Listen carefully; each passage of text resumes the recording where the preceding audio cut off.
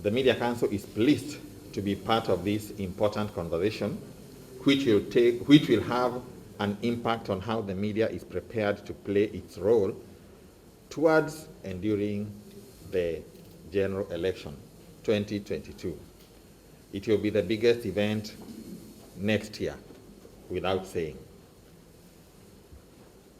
The Media Council of Kenya, as you all know, is the media regulator and plays many other roles.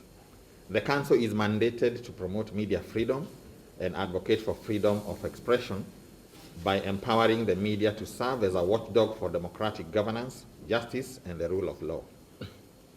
The Council's mandate extends to enhancing ethical and professional conduct of journalists and media enterprises, and expand media development in Kenya through various interventions. During democratic processes, such as the one coming next year, uchaguzi, and the other one which might or might not happen, the referendum, the media plays an official critical role in setting the agenda, conducting civic education, which is a very big thing and which has already started for next year's election, and providing general information on the governance processes, a role that the Kenyan media has played since independence. Even those days when there was no council, that's one of the roles the media played. Through the clamor for multi-party period in the 80s and 90s and the constitution-making process until its passage in 2010. However, as the democratic space in Kenya continues to expand, so have challenges increased as far as the media role in election coverage is concerned. First, in terms of safety and protection of journalists, which is one of the biggest issues during elections. Previous trends have shown that the media comes under intense pressure during election time due to the volatile political environment, which is already being predicted now. Let me take this earliest opportunity to reiterate that the Commission is committed to deliver free, fair, and credible elections in 2022 general elections. The Commission equally remains committed to engaging all stakeholders in the process, and we have an open door policy which fosters citizen participation to the electoral process. In that regard, the Commission wishes to recognize the key role the media plays in disseminating information as well as influencing and shaping public opinion and agenda. It is recognition of this role of the media that the Commission endeavors to work with the media sector to ensure that factual information is disseminated to the public. I therefore laud the initiative by the Kenya Media Sector Working Group to partner with the Commission in the area of election media reporting. As we may remember, I think we met in Diani, South Coast, on the 3rd of July 2021, where we discussed matters related to the 2022 elections.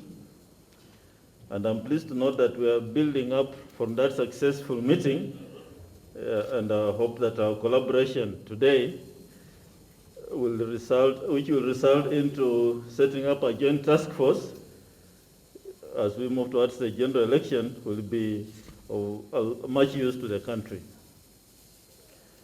The 1 year countdown begins today, and it's important to note that the media and the country at large pays attention to key electoral processes.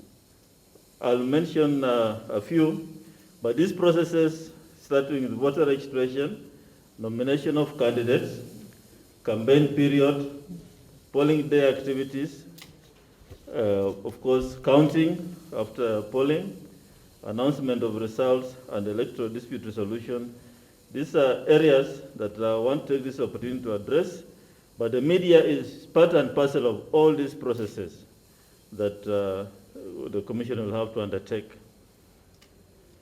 and they all have a bearing on the coming elections. But let me just highlight a few areas which I've been seeing in the public discourse as it relates to elections. The first one is the issue of the two-thirds gender rule. One of the issues of focus is the attainment of what is popularly referred to as the two-thirds gender rule. Article 81B of the Constitution provides that not more than two-thirds of the members of elective bodies shall be of the same gender. This provision has been attained in the county assemblies where we do gender top-up through party list model. However, the realization of the two-thirds gender rule has remained elusive in Parliament, with several unsuccessful attempts at providing legislation to operationalize the principle. On its part, the High Court of Kenya, in the case of Katiba Institute versus Iebc in 2017, issued, among others, orders directing political parties to take measures to formulate rules and regulations for purpose of actualizing the two-thirds gender principle during nomination of the 290 best elective positions for members of the National Assembly and 47 county best elective positions, that is, members of the Senate. In default, the IEBC was directed to devise administrative mechanisms to ensure that two-thirds principle was realized among political parties during nomination exercises for parliamentary elections. Management of transmission and management of election results. There's a whole discussion slated after this. During this meeting, the Commission will make a detailed presentation on the election results management. However, I wish to reiterate that electronic and physical transmission of election results from the polling stations to the national, county, and national tallying center is a critical component of election results management framework.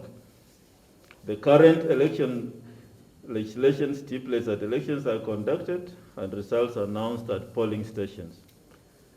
Results as announced at the polling stations are final. Section 39(1)(c) requires that the Commission to electronically transmit and physically deliver the tabulated results of an election for the President from a polling station to the constituency tallying center, a national tallying center. And therefore, to ensure transparency in the results management process, the Commission shall allow accredited media access to polling stations and tallying centers to cover the vote counting, announcement, collation, and declaration of results. And that is part of what the working group will be giving us the modalities of effectively carrying out that exercise. On our part as a Commission, we shall strictly enforce the Electoral Code of Conduct that comes into force during the campaign period. The Code empowers the Commission's Code of Conduct Enforcement Committee to penalize candidates and political parties that perpetrate electoral malpractice during the campaign period, including violence, intimidation, discrimination, and the destruction of campaign materials.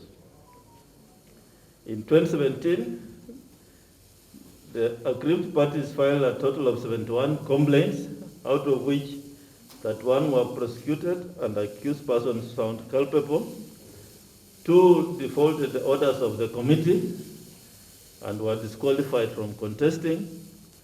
14 were found not culpable and the matters were dismissed for lack of merit, and 3 were dismissed by order of the High Court.